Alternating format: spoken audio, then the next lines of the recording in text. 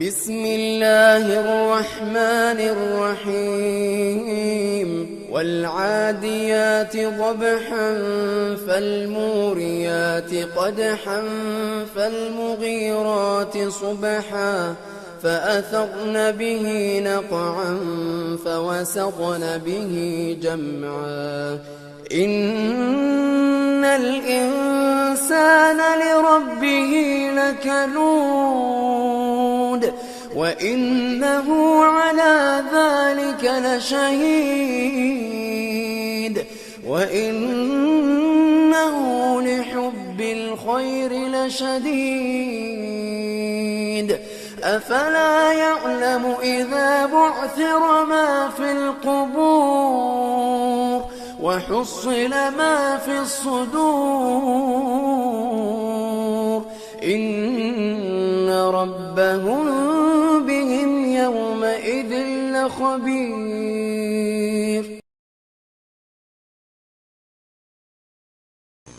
I want to start by saying that this surah is one of my favorites in the Quran when it comes to exploring the incredible logic of the Quran and the way in which the beautiful, creative way in which Allah sets up an argument. You know, the message of the Quran is very straightforward, very simple. But the power of the Quran is not just in what it says, but in how it says it. And this is a stellar example of how Allah presents an argument, how He sets up the mind of the listener in conveying a message to them in a powerful way. What we're going to learn in this surah, inshallah ta'ala, is the attitude of the human being, the greed of the human being, the carelessness and the heedlessness of the human being, and the things he does on this earth without fear of any consequence. The human being does things on this earth without caring what is going to be the result of this. I'm not going to get caught, so I don't care. Now, وَالْعَادِيَاتِ ضَبْحًا, Allah is taking an oath, and He says, I swear by al-adiyat. The word adiyah, in Arabic, it comes from the word adu, which means to have animosity. But adi, the masculine form, is used for someone who's running in battle against the enemy. You know, in battle, there's one thing you're preparing for the enemy, or your enemies. But when you're actually running towards your enemy, and you know when somebody's running towards the enemy, they don't look left or right, they don't care about anything else. All they care about is, I'm going to kill that guy over there. They're charging towards him. Now that's the form of the word that's been used, وَالْعَادِيَاتِ. I swear by battle horses that are marching forward with animosity. That's what Allah swears by. So Allah is not swearing by horses that are males, He's actually swearing by mares, female horses. Why? Because they used to be faster in battle. The Arabs used to prefer the female horse over the male horse. So already this is not just any car, this is the exotic car. Right? This is the faster one. And it's headed right into battle. This is an action scene from the very beginning. Then Allah adds the ha al-dabha. Aqsamahu, this is Baydawi rahimahullah. He says, اعلم أن الضبح أصوات أنفاس الخيل إذا عدت. You should know the word dabha at the end is describing, you should know it's describing أنفاس الخيل, the breath, the panting of the horse when it's engaged in aggressive motion. You know when a horse is galloping really fast, you hear that like, that sound you hear? The word for that in Arabic is dabh. Dabh. By using that word, we're learning that this horse is going as fast as it can. It's going as fast as it can. And it's marching forward towards what? An enemy. How do we know there's an enemy ahead? Because of what word? وَالْعَادِيَاتِ. Now we come to the next ayah, فَالْمُورِيَاتِ قَدْحًا. The other thing we learn here about the word, these muriyat, is that as they are running, the word ira, from which muriyat comes, is a description, it's an adjective for these horses. Ira is to cause sparks to fly when you strike something. So Allah is saying these horses are causing fires. These horses are creators of fire as they are galloping. What does that mean? You know, the horse is running really fast, and it's got a horseshoe on, which is metal, and it strikes on the rock as it's running. And what happens every time the rock strikes? Sparks are flying. So they're basically creating a fire as they run. It's like that's added intensity to the scene, right? They're literally blazing a trail behind them. Now, فَالْمُورِيَاتِ. Then is the word qadha. Qadh in Arabic is a violent strike that is very loud. The word qadha implies they're very loud gallops. Every strike is very, very loud and violent. So now this rider who is captured in the image of this surah, the horse was already running fast. It was already panting. And now as he's riding it, he looks down, what does he see? He sees these sparks flying. The scene got even more intense. Just try to picture this scene of these horses, just a small, Adiyaat by the way, Jam'u Qillah. So it's a small bunch of horses, less than 10. So it's a small group of bandits if you will, very few, and they're marching forward and these sparks are flying. Then he says, فَالْمُغِيرَاتِ صُبْحًا. Then the next scene, مُغِيرَات. يُغِيرُ أَهْلَهَا عَلَى الْعَدُوِّ ضَبْحًا أي فِي وَقْتِهِ. Let's take the meaning one at a time. We'll go to Al-Baydawi rahimahullah. They take their riders right on top of the enemy. Ighara in Arabic means to ambush. That's from the word mughirat. It means to ambush. So we're learning these horses now. First they were marching and galloping forward, but in the next ayah, they've already reached the enemy and it's time to ambush the enemy. So they're at the point of contact. Ighara, to ambush or to attack the enemy or to be right on top of him. And by using that for the horses, what we're learning is the horses delivered the rider, who's the actual ahl of the horse, the actual rider, the owner of the horse. They took him right on top of the enemy. So the enemy is like on the ground, and this guy's with a spear above him, literally hovering over him. And that's the image captured by the word al-mughirat. Now, فَالْمُغِيرَاتِ صُبْحًا. They ambushed the enemy at what time? Subh. The word ighara is used when you go against the enemy, when this band goes against the enemy with the intent to kill. أو أسر أو نهب. Or to attack them secretly, or to rob them and pillage them. Allah attributed ighara as a noun to them. When a noun is used in Arabic, it means whatever you're talking about is known for that quality. So what we're saying then is the horses are known for running really fast. They are known that whenever they run, sparks fly. And they are known, these horses are known for being bandits and attacking the enemy. And they are also famous for doing that at what time? In the morning. Subhan. But if you know anything about attacking and robbing and pillaging, then you know the best time to do that is not the morning. The best time to do that is at night. When the enemy doesn't know where you came from, where you left. You can use the cloak of darkness to your advantage. But these guys over here that are being talked about, they don't care. They're attacking at what time? In the morning. Now we get into the heart of the matter where the action begins. فَأَثَرْنَا. Then they cause, these horses they cause. That's the feminine plural, atharna, nun and niswa. It's used for the horses because adiyat is plural. So they cause something to rise. Athara in Arabic is to cause something to rise. What is it that they cause to rise? Naq'a. Naq'a in Arabic is one of 3 words in the Quran used for dust. Naq'a is used in Arabic when something is moving really fast, like a car or a caravan or even a horse. You know when something moves really fast in the dust, what rises behind it? A cloud of dust, it leaves a trail of dust. So even if it's gone, you could see some horse went by here because I still see the cloud of dust, right? That cloud of dust is called naq'a. It's not just any dust, it's specifically the dust that rises up in the air when something moves by in really fast motion. فَأَثَرْنَا bihi naq'a. We talked a little bit about fa'atharna. We talked about naq'a. They cause to rise. That's atharna. Naq'a is the cloud of dust that they're causing to rise. But the word we're missing in the middle is bihi. So what is that bihi? The pronoun he, it referring to. It could be referring to makan. For example, وَقِيلَ الْمَعْنَى فَأَثَرْنَا بِمَكَانِ عَدُوِّهِنَّ نَقْعًا. In other words, when they attack, when the fighting begins, there's so much action on the ground that dust is rising and you can't even see your enemy. So once the battle begins, it's completely covered and engulfed in dust. You can barely see in front of you in the chaos of battle. That's one implication of bihi. Now we get to the final ayah of the oath. فَوَسَطْنَ بِهِ جَمْعًا. Then they penetrate. Wasat. Wasat in Arabic is to penetrate right to the middle of something. The word jam'a could be applied to the horses, these guys that are attacking. Jam'a could also be used for the enemy. Meaning they went right into the heart of the entire gathering. Now you can imagine, the enemy also has line 1, line 2, line 3. You know how soldiers stand in lines? And these guys, it's almost like they formed a spear and they penetrated right through those lines, crushing their way in. And where are they now? In the middle. And when they're in the middle, where's the enemy? Before the enemy was in front of them, but now when they're in the middle, where's the enemy? All around them. The enemy's all around them. فَوَسَطْنَ بِهِ جَمْعًا. Now, when I stop here, I wanted to give you some background about the word ba a little bit. فَوَسَطْنَ بِهِ. B could be transitivity, we said taking advantage of the dust. But also ba here could mean al-haliya, which means immediately as the dust cloud rises, immediately, there's no hesitation. They go right into the heart of the battle. Okay. Now it's a climactic moment. You want to know what happened next. That's what you want to know really badly. Now at that point, Allah says what He wanted to say all along.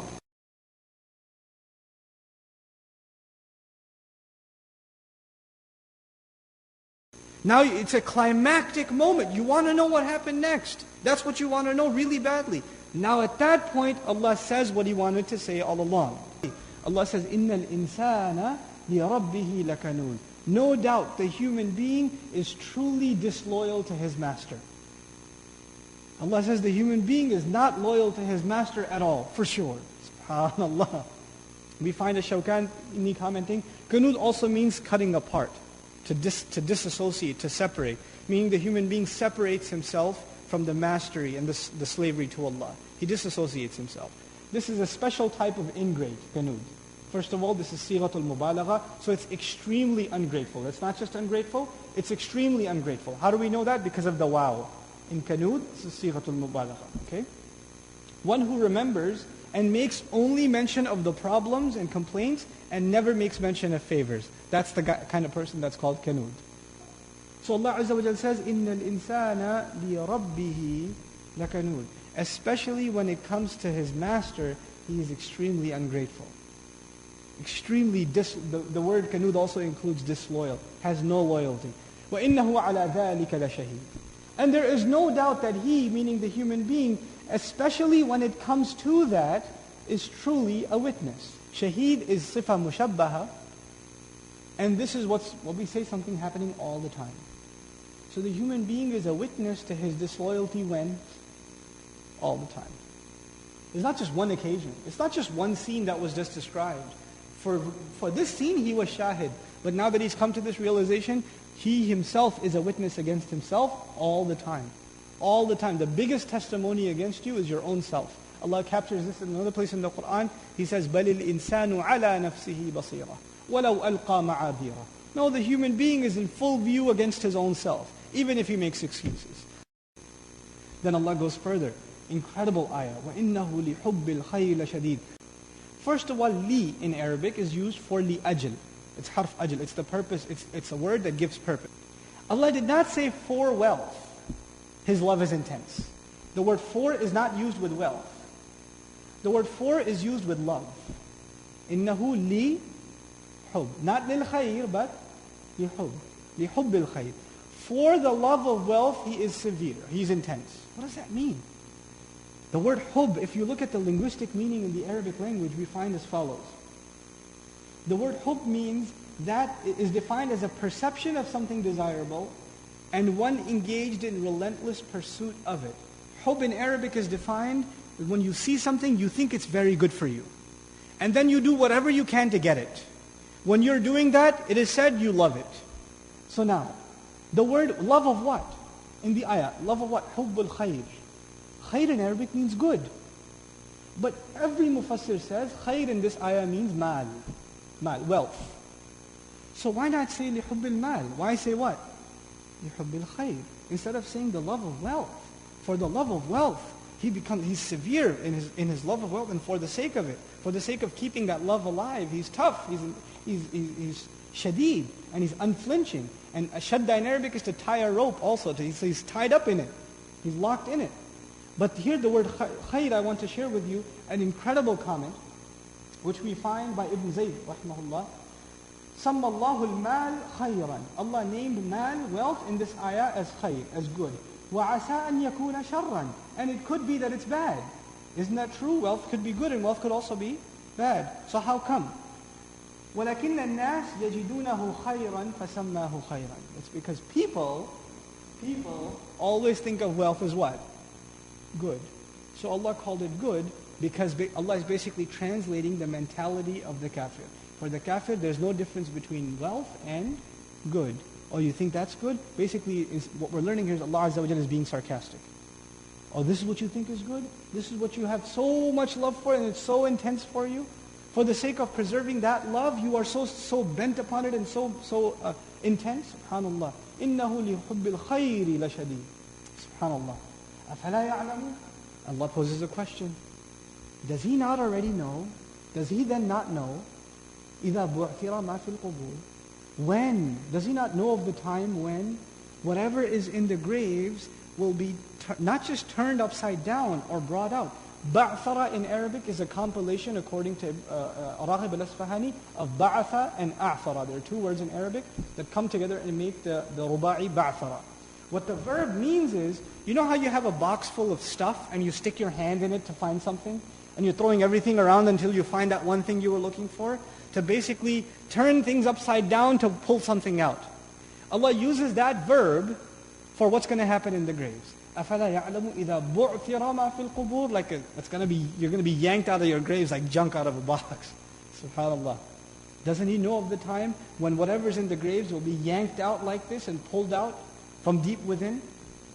He said, well, doesn't he know when everything in the graves will come out? And then he says, subhanallah, how he completes the subject from Surah Al-Zilzal. وَحُصِّلَ مَا فِي الصُّدُورِ حُصِّلَ أو جُمِعَ مُحَصَّلًا في الصحف أو ميز ما في الصدور من خير أو شر. The word tahsil in Arabic, حُصِّلَ, rough translation, whatever is in the chest will be brought out. That's how it's commonly translated. But tahsil in Arabic means to peel and extract something. From like you know how banana, you peel it and you take the banana out. Now imagine like you have mango or other fruits. You peel them, you get the inside, the meat of it, the mush that you really want, and you put it together and you pile it up together. Allah uses that word for what's in the chest. Everything will be scraped out of the chest. Like the chest will be peeled off and everything on the inside will be scraped out. If you remember something about the last surah, we studied فَمَنْ يَعْمَلْ مِثْقَالَ ذَرَّةٍ شَرًّا يَرَهُ وَمَنْ يَعْمَلْ مِثْقَالَ ذَرَّةٍ خَيْرًا يَرَهُ. The previous surah mentioned the smallest deed, amal. مَنْ يَعْمَلْ amal. But actions are not in the chest. What's in the chest? This ayah is about the chest, right? The last ayah mentioned the smallest deed. And this ayah is going even further. Not even a deed, what you are hiding inside. And what are we hiding inside? The surah already mentions hubbul khair. The human being is hiding what inside? First of all, he's hiding a testimony of his disloyalty to Allah. That's what is in the chest already now. The other thing he's hiding is the love of wealth. The love of wealth. And this will be scraped out of him. So the previous ayah mentioned amal, and this surah mentions what's in the chest, the intent, the motives, the testimony on the inside, subhanAllah, completing the picture. Now you can say, إِنَّ رَبَّهُمْ بِهِمْ يَوْمَئِذٍ لَخَبِيرٌ. There is no doubt, their master, especially in regards to them, meaning these kuffar, who think there's nobody watching them, nobody knows what's in their heart, nobody knows what they did. Especially in regards to them. Why did I say especially? Because bihim is muqaddam. We don't say inna rabbahum yawma idhin la khabirun bihim. If bihim was at the end, I wouldn't say the word especially. But this is ikhtisas, لأنه يقدم. Right? So inna rabbahum bihim yawma idhin la khabir. Their master, no doubt, especially in regards to them, on that day, he will especially have khabr of them. He will be khabir of them. Fully aware. Fully knowledgeable. The word khabir, rhetorically in the Arabic language, is more powerful than alim. To be fully aware of the reality of something in every one of its details, inside and out. Why is that word more appropriate in this case? It's more appropriate because now we've come to the point where not only does Allah know what's on the outside, but also what's on the inside. We conclude this surah with a discourse on how the beginning of its rhetoric is tied to its end. The surah begins with the carefree who pillages and robs and is not worried about the consequence. Who doesn't think anybody knows what's going on. Nobody knows what happened here. Nobody will keep record. But the surah ends with someone who had full news and is fully aware with every last detail on what he did on the outside and what he's keeping on the inside. إِنَّ رَبَّهُمْ بِهِمْ يَوْمَئِذٍ لَخَبِيرٌ بارك الله لي ولكم في القرآن الحكيم ونفعني وإياكم بالآيات والذكر الحكيم والسلام عليكم ورحمة الله وبركاته.